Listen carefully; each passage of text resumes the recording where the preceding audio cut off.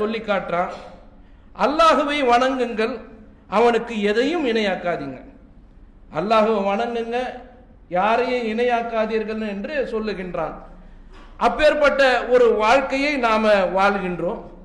அதற்கு அடுத்த இடத்துல அல்லாஹ் யாருக்கு வைக்கிறான் கேட்டா, பெற்றோர்களுக்கு வைக்கின்றான். எப்படி வைக்கின்றான் என்று சொன்னால், பெற்றோருக்கும் உறவினர்களுக்கும் அனாதைகளுக்கும், பெத்தவங்க அதுக்கு அடுத்தது யார் வராங்க, உறவினர்கள், அதுக்கு அடுத்த அனாதைகள் என்று அல்லாஹ் சொல்றான்.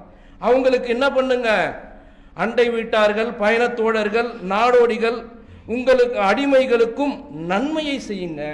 எல்லாத்துக்கும் நீங்க நன்மையை செய்யுங்க. அதுல முதலாவது இடத்துல இருக்கிறவங்க உங்க பெத்தவங்க, அதுக்கு அடுத்தவங்க யாரு, உங்கள் உடன் பிறந்தவர்கள், அடுத்தடுத்து வரக்கூடிய ரத்த பந்த உறவுகளை நீங்க என்ன பண்ணுங்க, நல்ல முறையில நடத்துங்க அப்படின்னு சொல்லி அல்லாஹ் திருமறையில சொல்லி காட்டுகின்றான். யாரும் கர்வத்தோடு வாழ்ந்தீங்கன்னா அல்லாஹ் நேசிக்க மாட்டான்னு அல்லாஹ் அந்த வசனத்துல சொல்றான். எனக்கு